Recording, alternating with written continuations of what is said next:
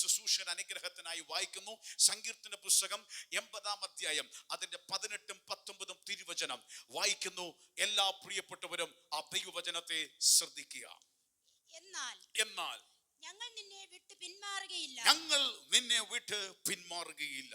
ഞങ്ങളെ ജീവിപ്പിക്കണമേ, റിവൈവ് ചെയ്യണമേ. എന്നാൽ ഞങ്ങൾ നിന്റെ നാമത്തെ വിളിച്ച് അപേക്ഷിക്കും. 19 സൈന്യങ്ങളുടെ ദൈവമായ യഹോവേ ഞങ്ങളെ റീസ്റ്റോർ ചെയ്യണമേ, യഥാസ്ഥാനപ്പെടുത്തണമേ. ഞങ്ങൾ രക്ഷപ്പെടേണ്ടതിന് തിരുമുഖം പ്രകാശിപ്പിക്കണമേ. രണ്ട് കാര്യം 18-ൽ പറയുന്നു, നീ ഞങ്ങളെ ജീവിപ്പിക്കണമേ.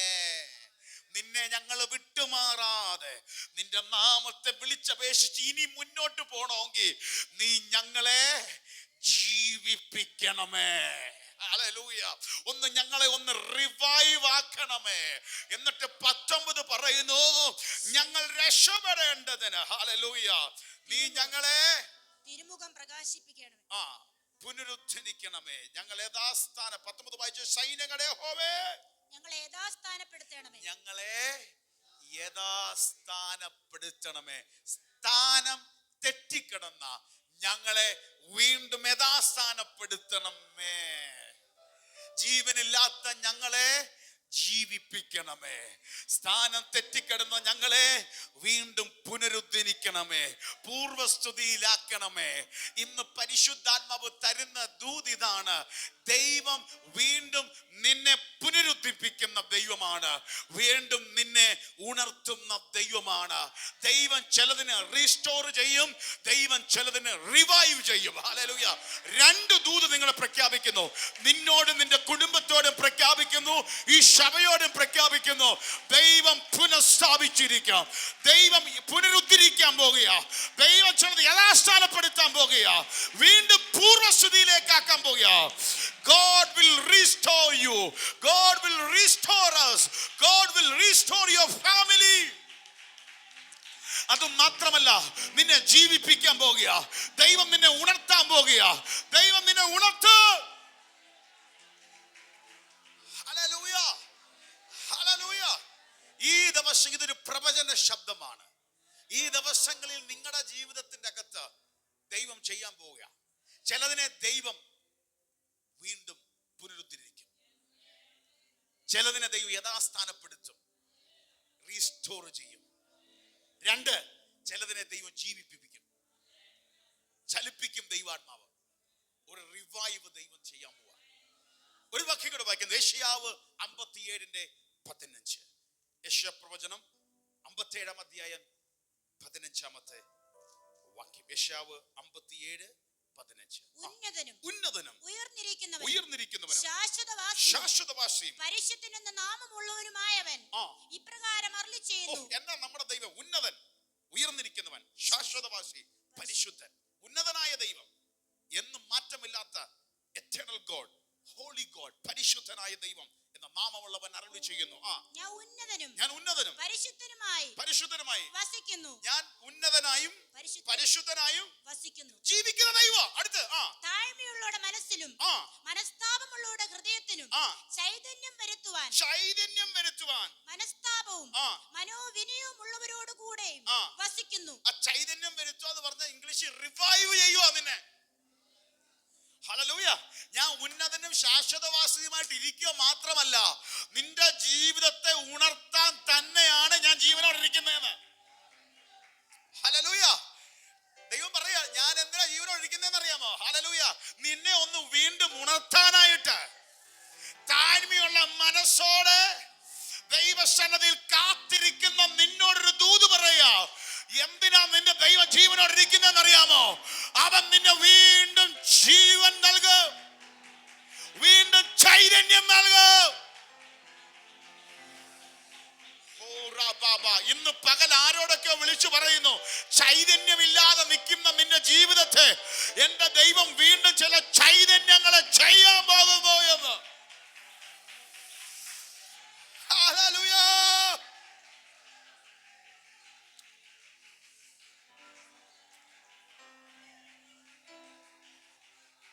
ഇന്നൊരു ദൈവപ്രവൃത്തി കർത്താവ് ചെയ്യാൻ പോവുക. ഇതെന്താണെന്ന് എക്സ്പ്ലെയിൻ ചെയ്യുമ്പോൾ നിങ്ങൾക്ക് കുറച്ചുകൂടെ മനസ്സിലാവും. നമ്മൾ വായിച്ച 80-ാം സങ്കീർത്തനത്തിൽ നിന്ന്, ആസാഫിന്റെ ഒരു സങ്കീർത്തനം. അതിന്റെ ചരിത്രം പരിശോധിക്കുമ്പോൾ ദൈവജനം തന്റെ കഷ്ടതയിൽ നിന്നും അവരെ രക്ഷിക്കാനുള്ളൊരു നിലവിളിയാണ്. അവരകപ്പെട്ട അനുഭവത്തിൽ നിന്ന് അവർ നിലവിളിക്കുക. അതിന്റെ തുടക്കത്തിൽ തന്നെ പറയുന്നുണ്ട്, തന്റെ ജനത്തെ നടത്തിയ യാക്കോബിന്റെ ഇസ്രായേലിന്റെ ദൈവമേ എന്ന് പറഞ്ഞാണ്, ഞങ്ങൾക്ക് ചെവിക്കൊള്ള, ഞങ്ങളുടെ പ്രാർത്ഥന കേൾക്കണേ.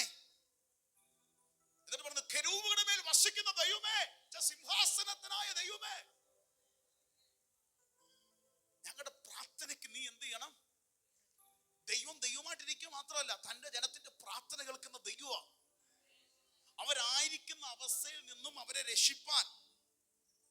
എന്നിട്ട് 3-ാം വാക്യം പറയുന്നത്, ദൈവമേ ഞങ്ങളെ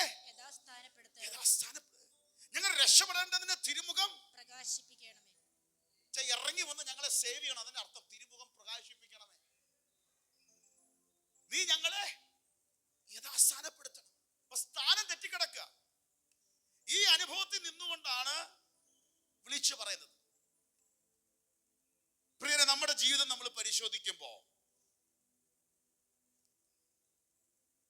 നമ്മൾ പ്രതീക്ഷിക്കാത്ത നഷ്ടങ്ങൾ പലപ്പോഴും നമ്മുടെ ജീവിതത്തിൽ സംഭവിക്കാറുണ്ട്. നമ്മൾ പ്രതീക്ഷിക്കാത്ത ഉടച്ചിലുകൾ, ബ്രോക്കണായ അവസ്ഥകൾ നമ്മുടെ ജീവിതത്തിൽ ഉണ്ടാവാറുണ്ട്. പെട്ടെന്ന് പ്രതീക്ഷിക്കാത്ത, നനയ്ക്കാത്ത നേരത്ത് ശൂന്യതകൾ നമ്മുടെ ജീവിതത്തിൽ വരാറുണ്ട്. പൊടുന്നനെ ഒരു കുഴപ്പമില്ലാതിരിക്കുക പെട്ടെന്ന് നിരാശ, ഡിസപ്പോയിന്റ്മെന്റ് നമ്മുടെ ജീവിതത്തിനകത്ത് പലപ്പോഴും വരാറുണ്ട്. നമ്മളിൽ നിന്ന് എന്തൊക്കെയോ എടുത്തോണ്ട് പോകുന്നത് ഒക്കെ നമ്മൾ അനുഭവിക്കാറുണ്ട്. ഇരുട്ടിന്റെ ശക്തികൾ നമ്മുടെ ജീവിതത്തിൽ വന്ന് ചെയ്ത് അങ്ങനെ ആയതുണ്ട്. ചിലതൊക്കെ നമ്മുടെ കയ്യിലെ കുഴപ്പക്കേട് കൊണ്ടോ നമ്മുടെ അറിവില്ലായ്മ കൊണ്ടോ ഒക്കെ നമ്മുടെ ജീവിതത്തിൽ കഴിഞ്ഞ നാളുകളിൽ സംഭവിച്ചു പോയതുകൊണ്ട്. ഇത് രണ്ടും ഉണ്ട്. അല്ലെ, എല്ലാം ഇരുട്ടെന്ന് നമ്മൾ പറയുന്നത്. ഇരുട്ടിന്റെ പദ്ധതികൾ, പ്രവൃത്തികളാൽ സംഭവിച്ചു പോയതുണ്ട്. എന്നാൽ നമ്മുടെ അറിവില്ലായ്മ കൊണ്ടും നമ്മുടെ ജീവിതത്തിന്റെ അനുഭവങ്ങൾ കൊണ്ടും നമുക്ക് പറ്റിപ്പോയ അബദ്ധങ്ങൾ കാരണം നമ്മുടെ ജീവിതത്തിൽ സംഭവിച്ചു പോയ ഈ അനുഭവങ്ങളെല്ലാം ഉണ്ട്. പക്ഷേ ഈ വചനത്തിൽ നിന്നൊരു ഗുഡ് ന്യൂസ് ഉണ്ട്. ഒരു ഗുഡ് ന്യൂസ്, ഒരു സദ്വർത്തമാനമുണ്ട്. നമ്മൾ സേവിക്കുന്ന ദൈവം റീസ്റ്റോർ ആക്കുന്ന, വീണ്ടും യഥാസ്ഥാനപ്പെടുത്തുന്ന, വീണ്ടും പുനരുദ്ധരിക്കുന്ന ഒരു ദൈവത്തെയാണ് നമ്മൾ സേവിക്കുന്നത്. നീ എവിടെ തകർക്കപ്പെട്ടോ, എവിടെ ഉടയപ്പെട്ടോ, ഏത് നിന്നിന് നഷ്ടപ്പെട്ടോ, എന്തിൽ നീ കയ്യിൽ പോയതോ അത് പിശാച് ചെയ്തതും നിന്റെ കയ്യിൽ അബദ്ധം കൊണ്ട് പറ്റിപ്പോയതും പക്ഷെ എന്റെ ദൈവത്തിന്റെ കരങ്ങളിലേക്ക് കൊടുത്താൽ അവൻ അതിനെ റീസ്റ്റോർ ചെയ്യും, അത് റിപ്പയർ ചെയ്യും, അത് റീബിൽഡ് ചെയ്യും.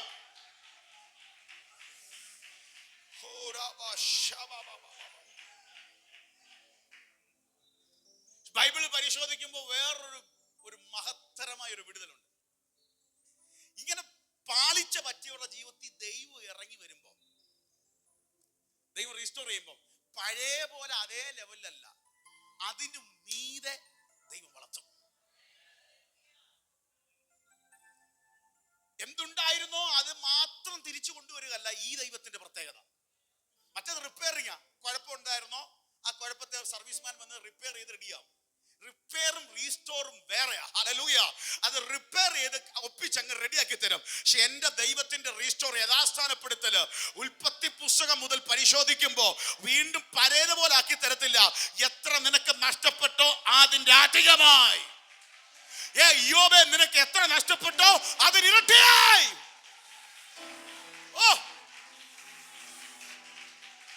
ഇരട്ടിയായി ദൈവം വെളിപ്പെടുത്ത.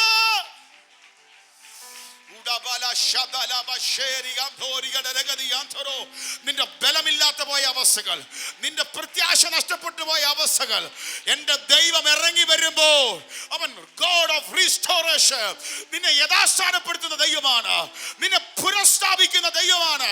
ഇന്ന് പകൽ ചില കുടുംബങ്ങളിൽ ഈ ദൈവത്തിന്റെ പ്രവൃത്തി വെളിപ്പെടാൻ പോകുകയോ.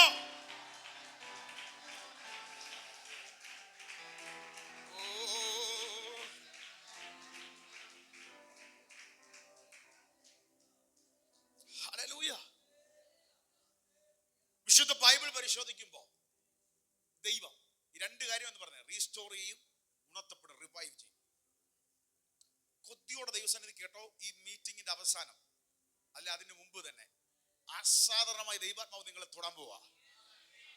ശക്തമായിട്ട് എനിക്ക് ഉറപ്പുണ്ട് ഇത് നിങ്ങളുടെ ലൈഫിനെ മാറ്റാൻ പോവാ. വെറും ഒരു മെസ്സേജ് കേട്ട് പോവുകയല്ല, ആകമാനം ഏരിയയിൽ നിങ്ങളെ മാറ്റാൻ പോവാ. ഇന്ന് പ്രാർത്ഥിച്ചുകൊണ്ടിരിക്കണം. എവിടെ കഴിഞ്ഞ നാളുകളിൽ നിങ്ങളുടെ കയ്യിലെ അബദ്ധം കൊണ്ടോ, ഒരിക്കൽ കൂടെ പറയും, നിങ്ങളുടെ കയ്യിലെ അറിവില്ലായ്മ കൊണ്ടോ അബദ്ധം കൊണ്ടോ കയ്യിലെ സ്വഭാവം കൊണ്ടോ പറ്റിപ്പോയത്, എന്നാൽ ഇരുട്ടിന്റെ വ്യാപാരം നിന്റെ കൂടാരത്തിൽ പിടിച്ചു വെച്ച പോരാട്ടം കൊണ്ട് പറ്റിപ്പോയതിനെയെല്ലാം ദൈവം വീണ്ടും റീസ്റ്റോർ ആക്കാൻ പോവുകയാണ്. സകലതും നഷ്ടപ്പെട്ട മുടിയനായ പുത്രൻ തന്റെ കയ്യിലെ അബദ്ധം കൊണ്ടാ പറ്റിപ്പോയത്.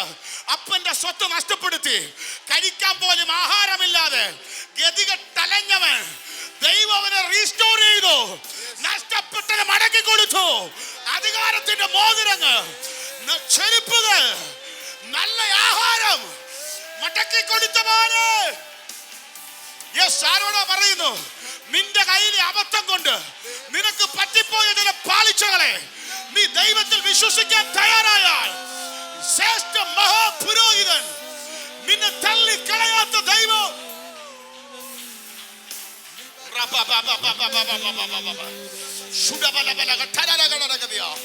എന്തോ നിന്നെ റീസ്റ്റോർ ആക്കാൻ പോവുക. ദൈവം വീണ്ടും നിന്നെ ജീവിപ്പിക്കാൻ പോവുക, പുനരുദ്ധരിക്കാൻ പോവുക.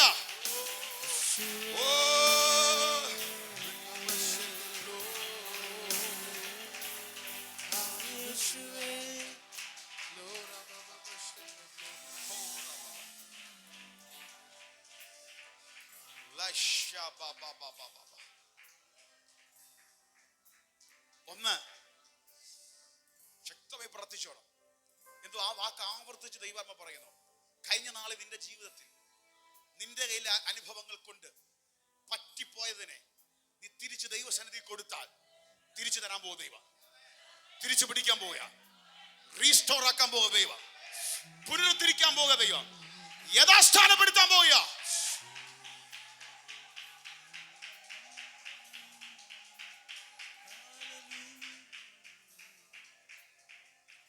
ഒന്ന്, നമ്മുടെ മുറിയപ്പെട്ട ചില അനുഭവങ്ങളുണ്ട്, ഉടഞ്ഞിരിക്കുന്ന ചില അനുഭവങ്ങളുണ്ട്.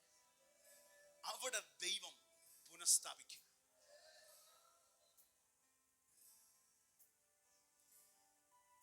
മനസ്സ് മുറിഞ്ഞാൽ നമ്മുടെ ജീവിതം മുറിയുന്നതിന് തുല്യ. മനസ്സിൽ പറ്റിപ്പോയ അബദ്ധം, അതാ ദൈവവചനം പറയുന്നത്, ഹൃദയം നുറുങ്ങിയവരുടെ ആ മുറിവുകളെ കെട്ടുന്ന, അതിനെ സൗഖ്യമാക്കുന്ന, മനം തകർന്നവരെ സൗഖ്യമാക്കുന്ന, മുറിവുകളെ കെട്ടുന്ന ഒരു ദൈവം.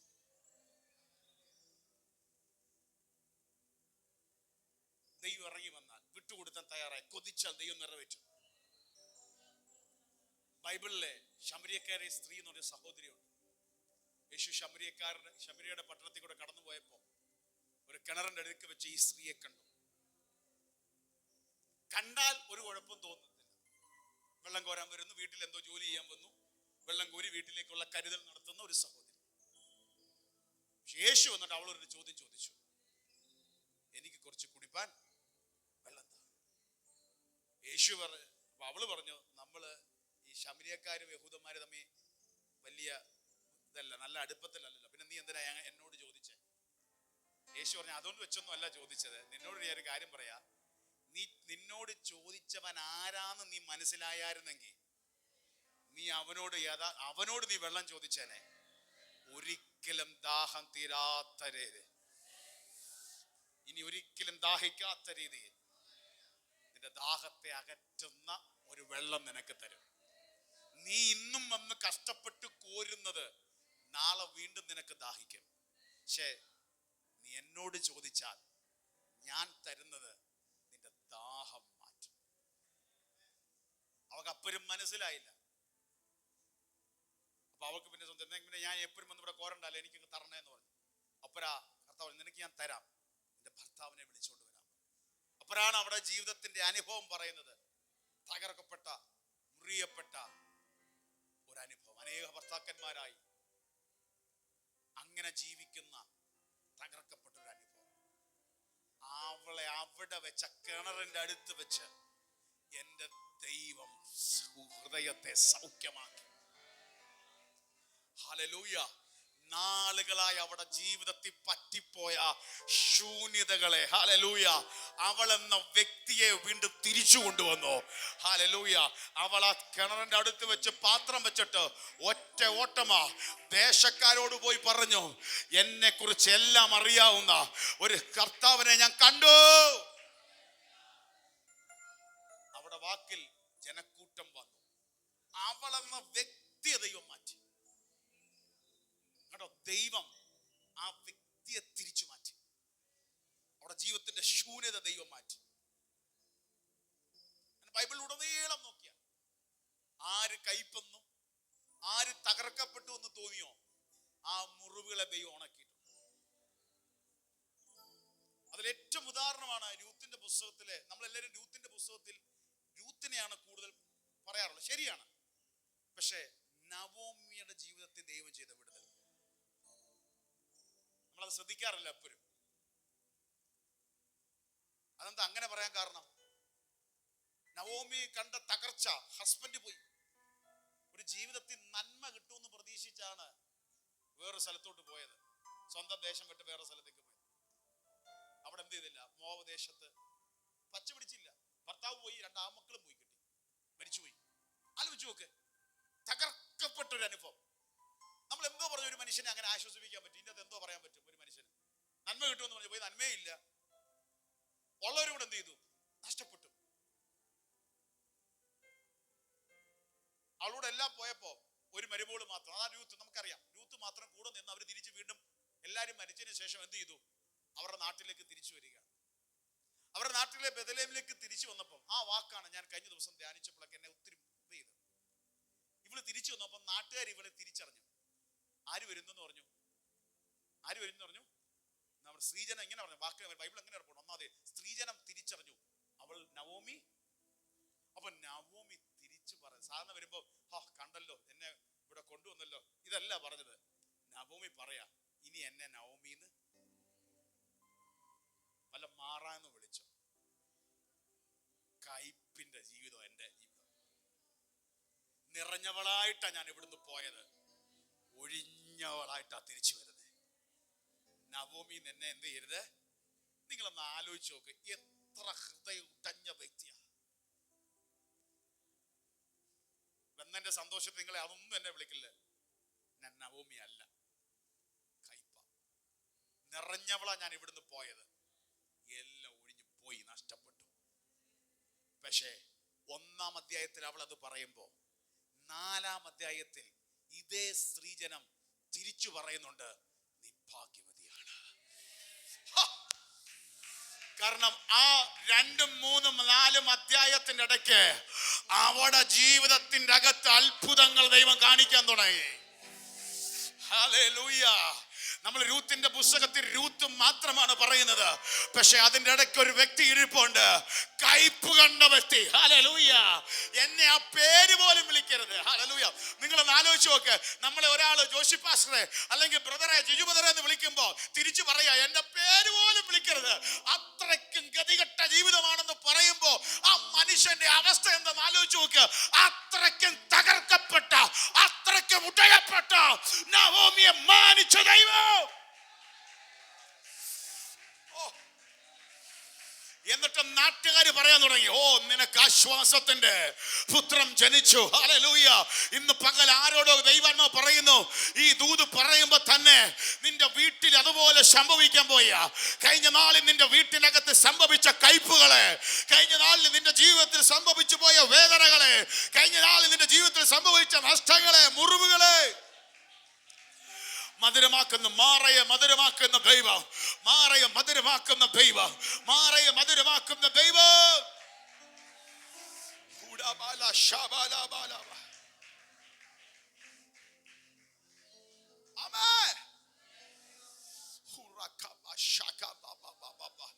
ഇത് പറയുമ്പോൾ എനിക്ക് ആത്മാവിൽ സെൻസ് ചെയ്യുന്നു, ഇന്ന് പകൽ ഈ ദൂതനെ ഏറ്റെടുക്കാമോ? നിങ്ങളുടെ ജീവിതത്തിൽ ഇതിനകത്ത് ആരോടോ പറയാൻ പോവാ, നവമിയെ പോലെ വല്ലാതെ കയ്പ് കണ്ട് നിന്റെ ജീവിതത്തിൽ മറ്റുള്ളവരെ കൊണ്ട് മാറ്റി പറയിപ്പിക്കത്തക്കവണ്ണം പ്രാപിച്ചു.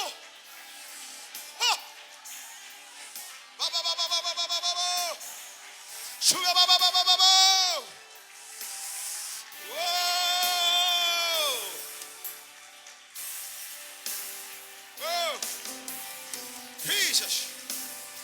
Oh. Sheli alalele. Shudamanamalabala. ഭാവിക്ക് നിന്റെ കയ്പുകൾ മധുരമാകട്ടെ. ദൈവം റീസ്റ്റോർ ആക്കും, ദൈവം പുനഃസ്ഥാപിക്കും.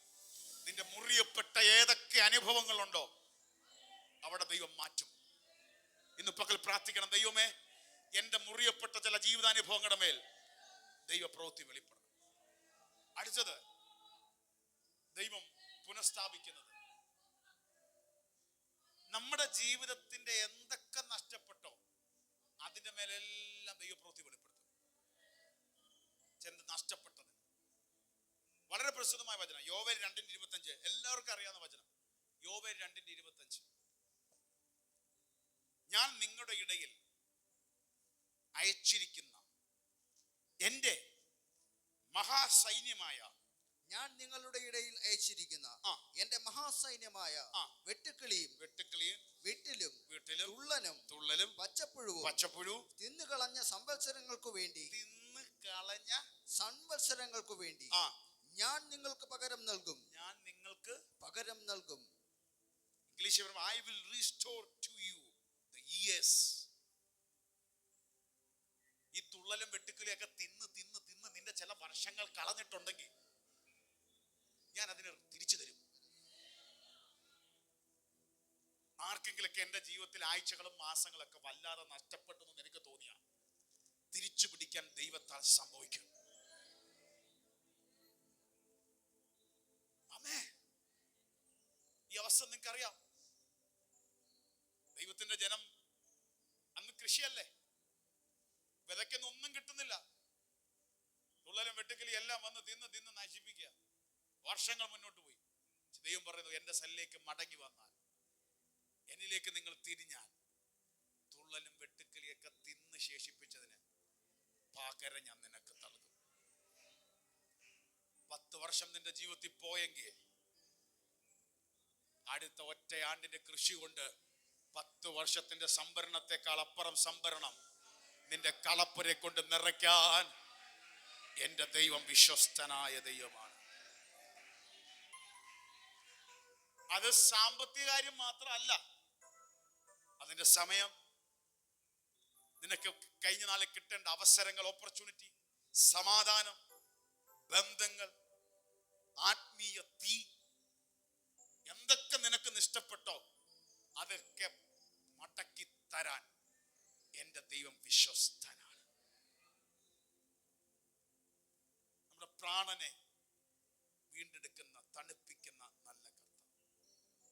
അടുത്ത് ശ്രദ്ധിച്ചേ, നമ്മുടെ പരാജയങ്ങളുടെ മേൽ നിന്നും ദൈവം നമ്മെ യഥാസ്ഥാനപ്പെടുത്തും. ഏറ്റവും നല്ല ഉദാഹരണം പത്രോസിന്റെ ജീവിതാനുഭവം. യോഹന്നാന്റെ സുവിശേഷം 21-ാം അധ്യായത്തിൽ യേശുവിനെ പത്രോസ് എന്ത് ചെയ്തു? പറ, അറിയാവുന്നവരോ? പത്രോസ് എന്ത് ചെയ്തു? തള്ളി.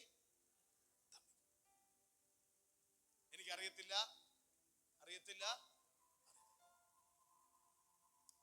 അതേപോലെ തിരിച്ചു ചോദിപ്പിച്ച് ദൈവം അവനെ വീണ്ടും യഥാസ്ഥാനപ്പെടുത്തി. അങ്ങോട്ട് ചോദിച്ചു, ഇവയിലധിക കാലമായി നീ എന്നെ വീണ്ടും ചോദിച്ചു, ഇവയിലധികം നീ എന്നെ വീണ്ടും ചോദിക്കുന്നു, ഇതിനധികനേക്കാൾ അധികമായി നീ എന്നെ.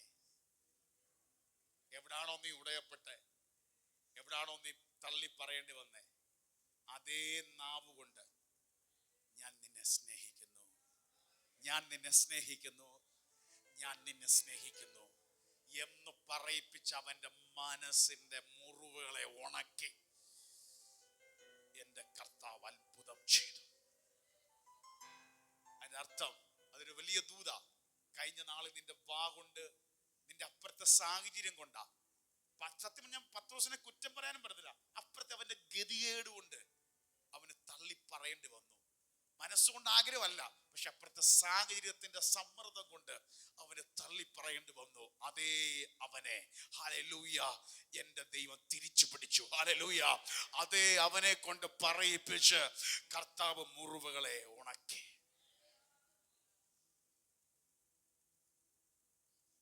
ഇതിന്നൊരു കാര്യം മനസ്സിലാക്കണം.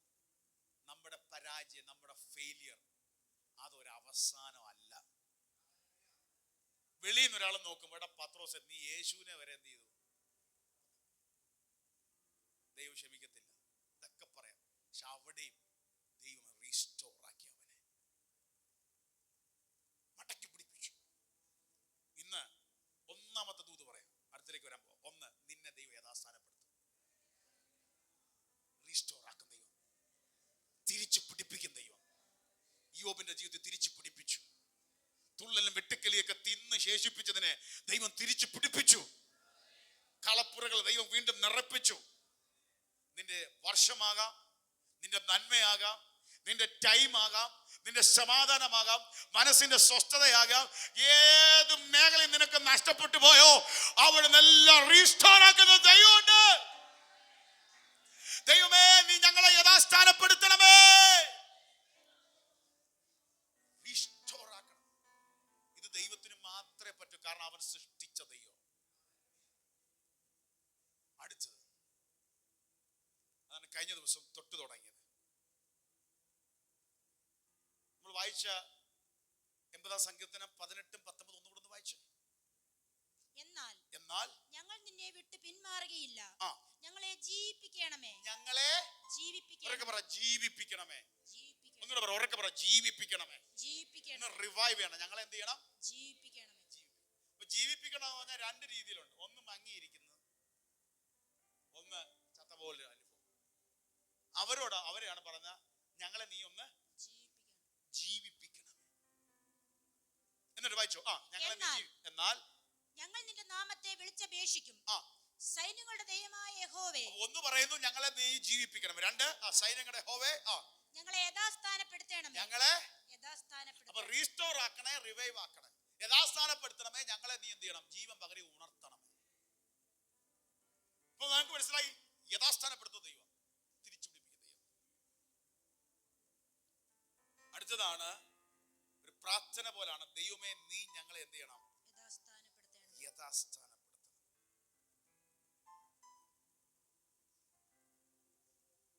സങ്കീർത്തനം 85:6 വായിച്ചു.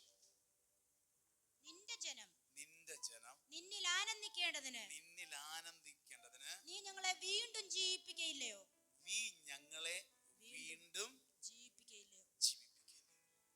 റിവൈവ് ചെയ്യും, ജീവിപ്പിക്കുക.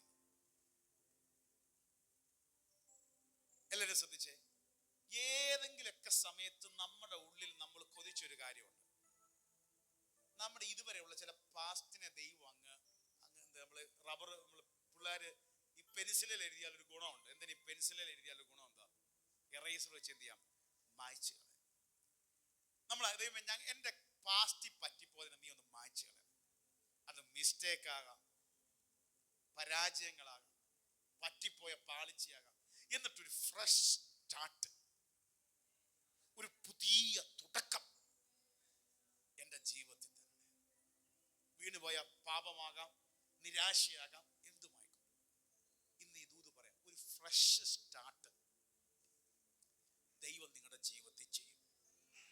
ഉണർത്തപ്പെടുക എന്ന് പറഞ്ഞാൽ, റിവൈവ് എന്ന ദൈവിക ജീവൻ നിന്റെ ജീവിതത്തെ അടിച്ച് നിനക്ക് പുതുക്കം വന്ന ഒരു ഫ്രഷ് സ്റ്റാർട്ട് നിന്റെ ജീവിതത്തിൽ കർത്താവ് നൽകും. Hallelujah, hallelujah. അപ്പൊ കഴിഞ്ഞ നാളിൽ സംഭവിച്ചത് എന്തുമായിക്കോട്ടെ, അതിനേക്കാൾ അപ്പുറത്ത് പുതിയ തുടക്കങ്ങളെ എന്റെ ദൈവം നൽകും. ദൈവമേ, നീ ഞങ്ങളെ ജീവിപ്പിക്കണമേ എന്ന് പറഞ്ഞതിന്റെ അർത്ഥം എന്തറിയാമോ? നിനക്ക് ദൈവിക ജീവൻ നിന്റെ ജീവിതത്തിന്റെ അകത്ത് വന്നിട്ട്, അതാ റിവൈവിന്റെ അർത്ഥം. ഇതാ ലൈഫ് ഓഫ് ഗോഡ്. ദൈവത്തിന്റെ ജീവൻ നിന്റെ ജീവിതത്തിലേക്ക് വന്നു കഴിയുമ്പോൾ നിനക്കൊരു പുതിയ തുടക്കം.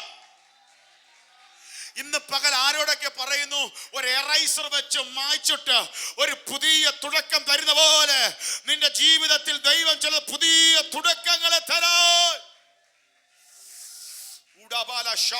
നമ്മുടെ ദൈവം വചനം വിളിച്ചു പറയുന്നു, നമ്മുടെ ദൈവം ചത്ത ദൈവമല്ല, നമ്മുടെ ദൈവം പഴയതിന്റെ ദൈവമല്ല. നിനക്ക് പുതിയ തുടക്കങ്ങളെ, ഒരു ഫ്രഷ് സ്റ്റാർട്ട് തരാൻ എന്റെ ദൈവം വിശ്വസ്തനായ ദൈവമാണ്. കരങ്ങൾ അടിച്ച് കർത്താവിന്റെ മകത്തെ കയറ്റിയെ. യെശയ്യാവ് 43 പറയുന്നു, പണ്ടുള്ളവയെ ഓർക്കണ്ട, മുമ്പുള്ളവയെ നിരൂപിക്കണ്ട, ഇതാ ഞാൻ പുതിയതൊന്ന് ചെയ്യുന്നു. നിന്നെ ഉണർത്തുന്ന ദൈവമാണ്. ഇതിന്റെ അകത്തിരിക്കുന്ന ചിലനോട് പറയുന്നു, നിന്റെ ജീവിതത്തെ ദൈവം ഒന്ന് ഉണർത്താൻ പോകുക, നിന്റെ ജീവിതത്തെ ദൈവം ഒന്ന് ഉണർത്താൻ പോകുക. ഒരു പുതിയ തുടക്കം.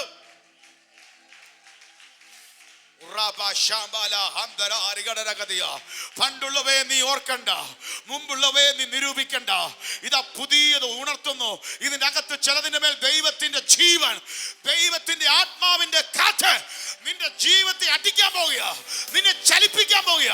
ദൈവം നിന്നെ ഉണർത്താൻ പോകുകയാണ്.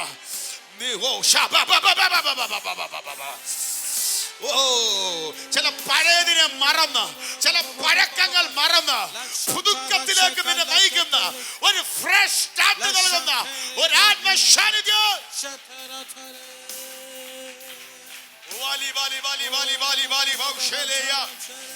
പുതിയ തുടക്കങ്ങൾ, പുതിയ തുടക്കങ്ങൾ. ആത്മാവിൽ നിന്നെ പുതുക്കാൻ പോകുക, ഒരു ഉണർത്തപ്പെടാൻ പോകുക. ദൈവം നിന്നെ ജീവിപ്പിക്കാൻ പോകുക, ദൈവം നിന്നെ റിവൈവ് ചെയ്യാൻ പോകുക, ഒരു ഫ്രഷ് സ്റ്റാർട്ട് തരാൻ പോകുക. നിന്റെ നിരാശയുടെ മേൽ നിന്ന്, നിന്റെ പരാജയത്തിന്റെ മേൽ നിന്ന്, നീ സ്റ്റക്കായി പോയ അനുഭവത്തിൽ നിന്ന് ഒരു ഫ്രഷ് സ്റ്റാർട്ട്.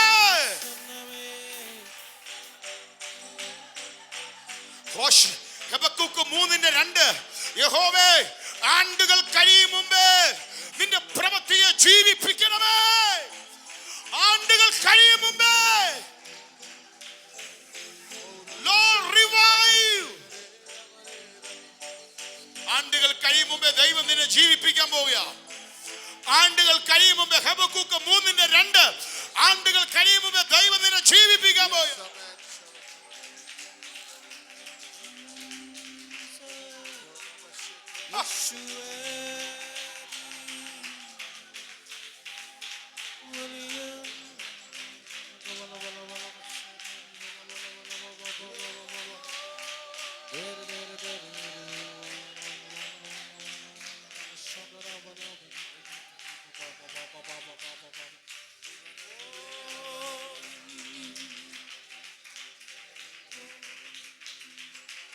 പ്രിയരെ, ഈ ദൂത് ഇന്നു മുതൽ കേൾക്കുന്ന, കഴിഞ്ഞ ഞായറാഴ്ച കേട്ടവരുണ്ട്, അതിന്റെ ബാക്കി ഇന്ന് വീണ്ടും കേൾക്കുന്നവർ, അല്ലെങ്കിൽ ഒന്നുകൂടെ പുതുക്കി കേൾക്കുന്നവർ, ഉള്ളിൻ്റെ ഉള്ളിൽ കർത്താവേ, ആണ്ടുകൾ കഴിയും മുമ്പേ നിന്റെ പ്രവൃത്തിയെ ഒന്ന് ജീവിപ്പിക്കണമേ. ഉറക്കെ പറ, ആണ്ടുകൾ കഴിയും മുമ്പേ ദൈവം നിന്റെ പ്രവൃത്തിയെ റിവൈവ് ചെയ്യണം, ജീവിപ്പിക്കണമേ. ഇന്ന് ദൈവം ചിലരെ ജീവിപ്പിക്കാൻ പോവാ. എന്താ ഈ ഉണർത്തപ്പെടൽ, റിവൈവ് എന്ന് പറയുമ്പോ അതൊരു മീറ്റിങ്ങോ ഈവന്റോ ഒന്നും അല്ല. ഉണർവ്, ഉണർത്തപ്പെടുക എന്ന് പറയുമ്പോൾ നമ്മൾ ഈവന്റ് നടത്തി അതല്ലത്. ദൈവത്തിന്റെ ജീവൻ ഒരു മനുഷ്യനെ വന്ന് തട്ടി അവനെ ഉണർത്തുന്നതാണ് ദൈവിക ജീവൻ, റിവൈവ്. അത് നമുക്ക് ആവശ്യം.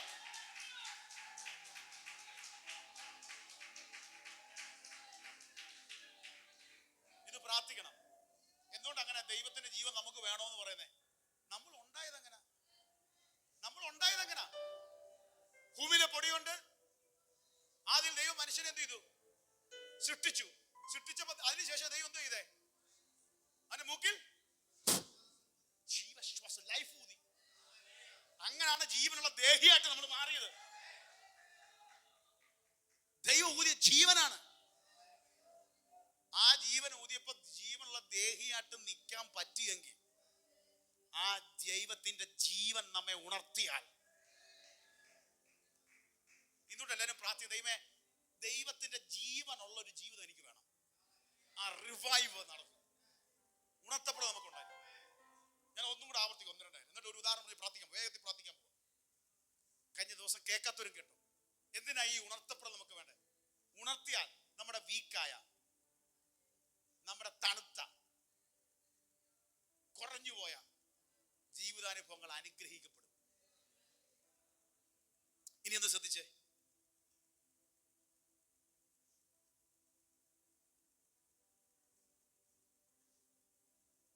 എന്താ ഉണർവ് വേണ്ടെന്ന് പറയുന്നത്?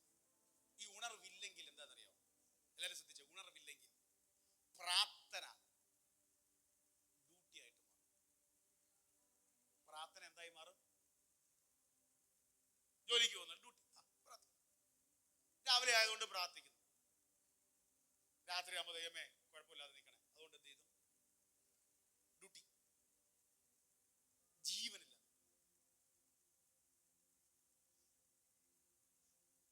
മറ്റ് ആരാധനയേക്കാൾ നമ്മുടെ ആരാധനയുടെ പ്രത്യേകത എന്താ? ഇവിടെ ദൈവിക ജീവനാണ് നമ്മൾ പ്രാധാന്യം കൊടുക്കുന്നത്.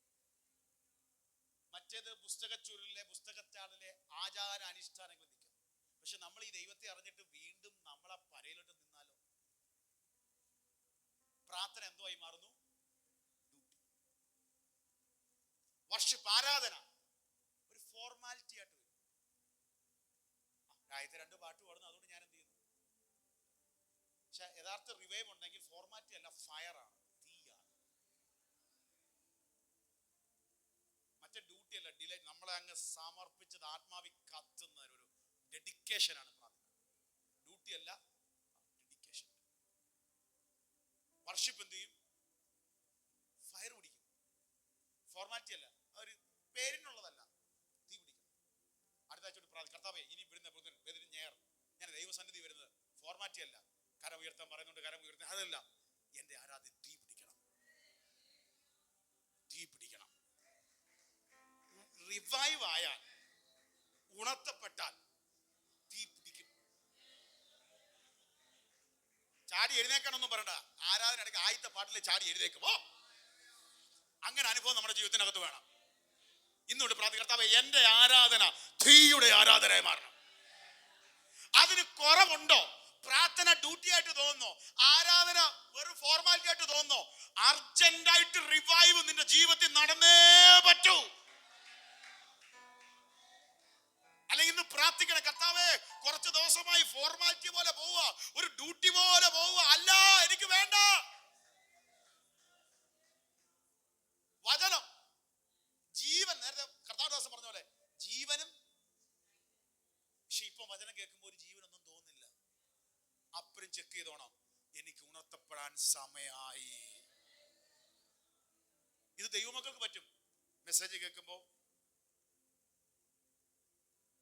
മിക്കവാറും നിങ്ങൾക്ക് വായിക്കാൻ കഴിവുള്ളവർക്കാണെങ്കിൽ പാസ് പ്രസംഗിക്കുന്നത് എന്താ നിങ്ങൾക്ക് പറയാം. കാരണം ഈ വായിക്കാൻ ഒത്തിരി വായിക്കുന്നവരുണ്ട്, കാണാ പാടമൊക്കെ ഉണ്ട്. പക്ഷെ വചനം എന്തായി വരത്തില്ല, ജീവനായിട്ട് വരും. അവർക്ക് ലൈഫ്ലെസ് ഒന്നുമില്ല. കേൾക്കുന്ന വേട് പോലെ തന്നെ തോന്നും. കേൾക്കുന്ന വേട് പോലെ തോന്നും. അവർക്ക് എന്താ അറിയുന്ന അത് മാത്രമേ ഇത് ചെയ്യത്തുള്ളൂ.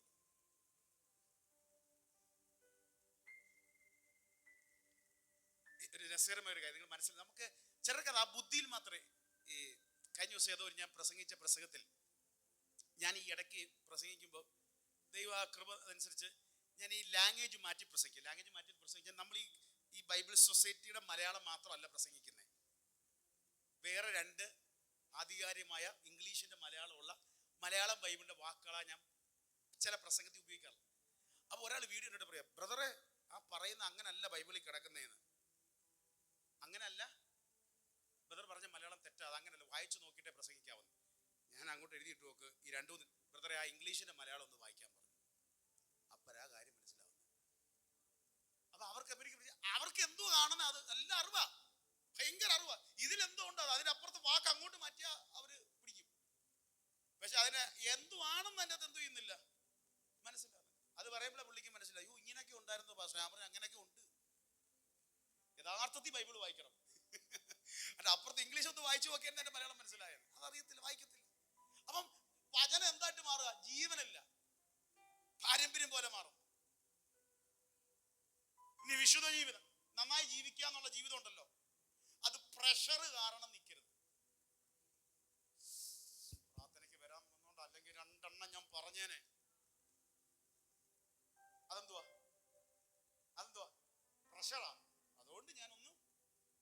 അതുകൊണ്ട് ഞാനൊന്നും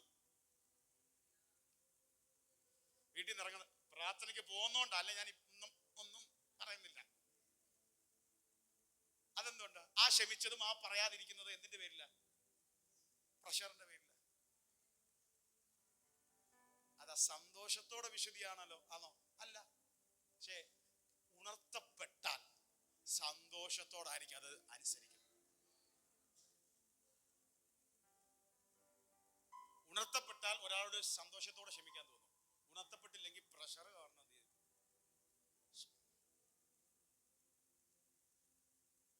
അപ്പൊ അതുകൊണ്ട് നമ്മുടെ ഒരു സൈനാണ്. നിങ്ങൾക്കറിയാം റീസ്റ്റോർ ചെയ്യണം. ദൈവം എവിടെയൊക്കെ ഏതാ സ്ഥാനം തെറ്റി നിങ്ങൾക്കറിയാം. സ്ഥാനപ്പെടും. റീസ്റ്റോർ ആൻഡ് റിവൈവൽ ഇത് ഈ ദിവസങ്ങളിൽ നടത്താൻ പോകും ദൈവം. രണ്ടും നടക്കണം. ഈ റീസ്റ്റോർ ആക്കുന്ന എന്താണെന്നറിയാമോ? ഒരു പ്ലാറ്റ്ഫോം ഒരുക്കുകയാണ്. എന്തിനാ? നിന്നെ ഉണർത്തപ്പെടുത്താൻ ദൈവം ഒരു പ്ലാറ്റ്ഫോം ഒരുക്കുകയാണ്.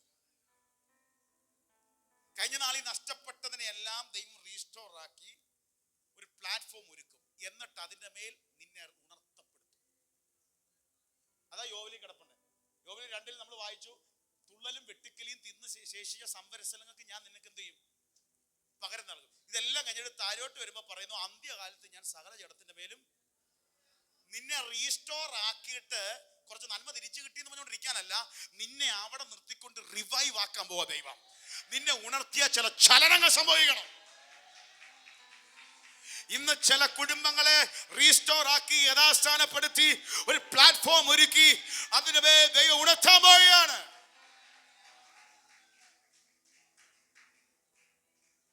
ഒരിക്കൽ കൂടെ സൺഡേ കേട്ടാ എല്ലാവരും മറക്കും. എല്ലാവരും കേട്ടോ.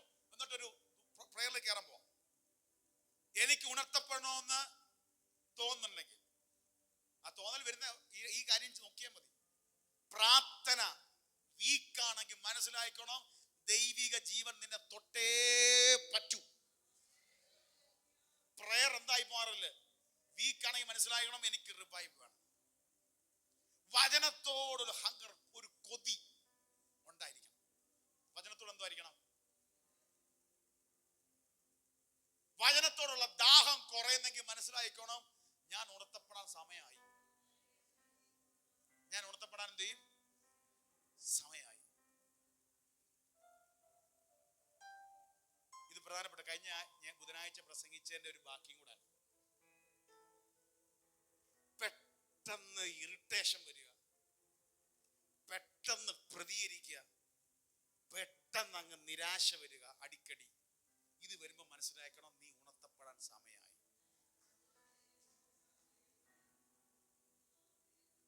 ഈ ദൈവിക ജീവൻ ഇല്ലെങ്കിൽ നമ്മൾ ഇങ്ങനെ എപ്പോഴും എന്ത് ചെയ്തോണ്ടിരിക്കും? ഇറിറ്റേറ്റഡ് ആയി.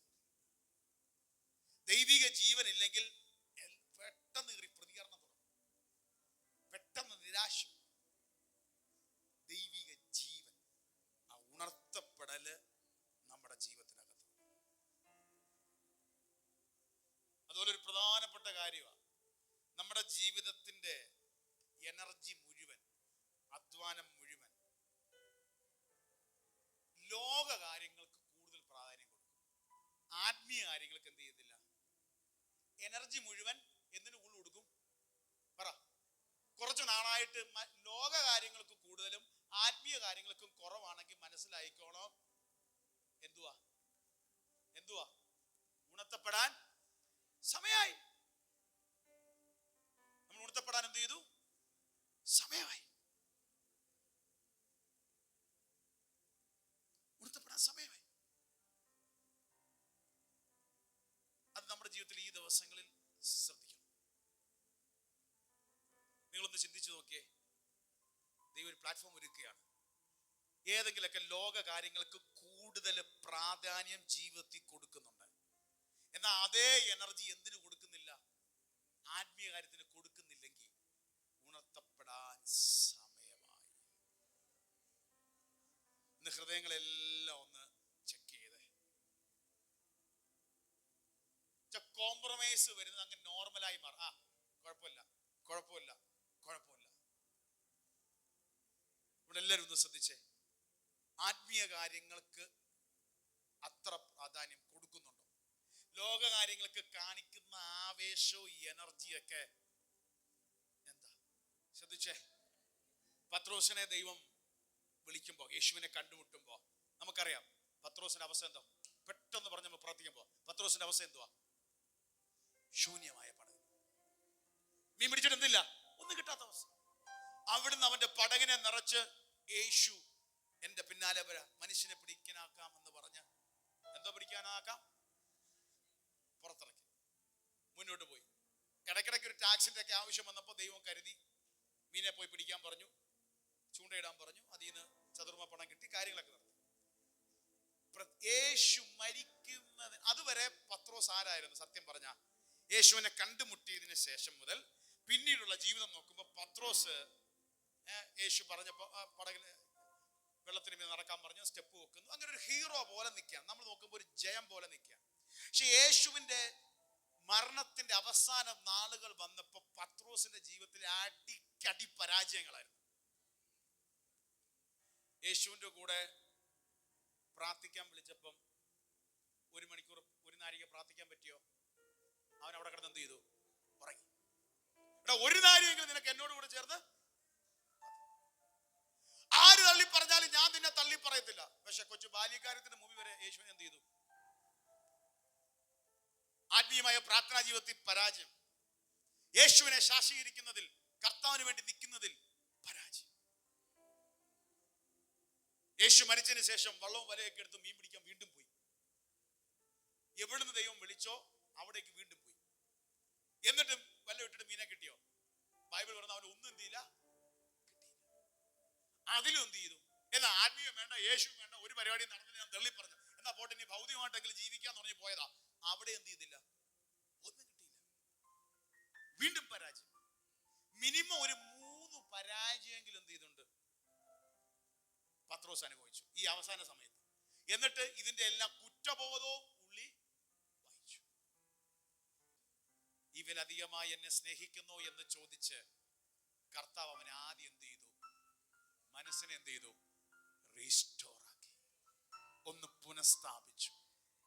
ഇനി ശ്രദ്ധിച്ചോണം, ഇനി ഉണർത്തപ്പെടൽ പരിശുദ്ധാത്മാവ് ചെയ്യും.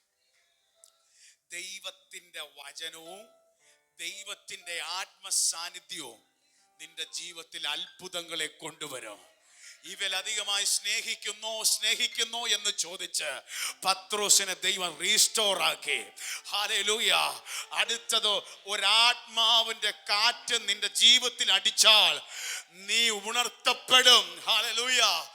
ശ്രദ്ധിച്ചേ പ്രിയപ്പെട്ടവരെ, പെന്തക്കോസ്തിന്റെ നാളിൽ 120 പേർ ഒന്നിച്ച് മർക്കോസിന്റെ മാളി മുകളിൽ കാത്തിരിക്കുമ്പോൾ അപ്പോസ്തലപ്രവൃത്തി 2 പറയുന്നു, പെന്തക്കോസ്ത് നാളിൽ കൊടിയ കാറ്റടിക്കുന്ന പോലെ ദൈവത്തിന്റെ ജീവൻ ആത്മാവ് ഇറങ്ങി വന്നു.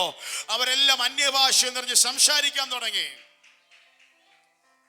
എന്നിട്ട് ആദ്യം 120 പേരിൽ ചാടി എഴുന്നേറ്റ വ്യക്തിയുടെ പേരെന്തോന്ന് അറിയാമോ? ഈ 120 പേരിൽ ആദ്യം ചാടി എഴുന്നേറ്റ വ്യക്തിയുടെ പേരെന്തുവാ? പറ.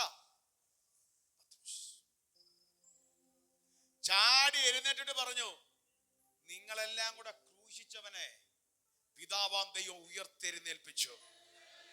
ഒരു കൊച്ചു പെണ്ണിന്റെ മുമ്പിൽ വരെ തള്ളിപ്പറഞ്ഞവൻ ചാടി എഴുന്നേറ്റിട്ട് പറയാ, അവനിൽ വിശ്വസിക്കുന്നവർക്ക് രക്ഷയുണ്ട്. പരാജയത്തെ ദൈവം ജയമാക്കി. ശ്രദ്ധിച്ചേ, ഈ പ്രസംഗം കഴിഞ്ഞപ്പോ എത്ര പേര് സ്നാനപ്പെട്ട് സഭയിൽ വന്നു? എത്ര പേര് വന്നു? 3000.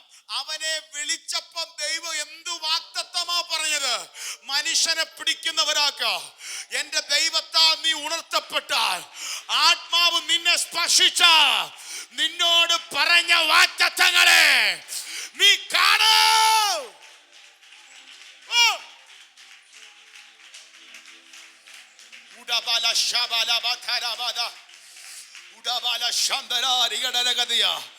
ആരോടൊക്കെ ദൈവമ പറയുന്നു, നീ കണ്ട പരാജയങ്ങൾ, പത്രോസേ നീ പരാജയപ്പെട്ടു. പക്ഷെ ആത്മാവിന്റെ പകർച്ച വെളിപ്പെടുമ്പോൾ, ദൈവത്തിന്റെ ജീവൻ നിന്നെ തൊടുമ്പോൾ, ആത്മസാന്നിധ്യം നിന്നെ തൊടുമ്പോൾ നിന്നെ ആള് മാറ്റും.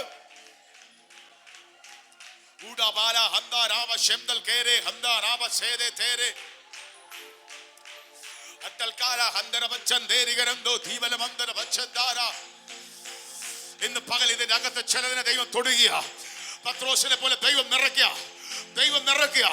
നിന്നെ റീസ്റ്റോർ ആക്കി, നിന്നെ റിവൈവ് ആക്കുക, നിന്നെ റീസ്റ്റോർ ആക്കി ദൈവം റിവൈവ് ആക്കുക. നിന്നെ യഥാസ്ഥാനപ്പെടുത്തി നിന്നെ ജീവിപ്പിക്കുക. നിന്റെ വാഗ്ദത്തം ജീവിക്കാൻ പോവുക. നിന്റെ അനുഭവങ്ങൾ ജീവിക്കാൻ പോവുക. നിന്റെ അസ്ഥി താൽവരകൾ സൈന്യമാകാൻ പോവുക.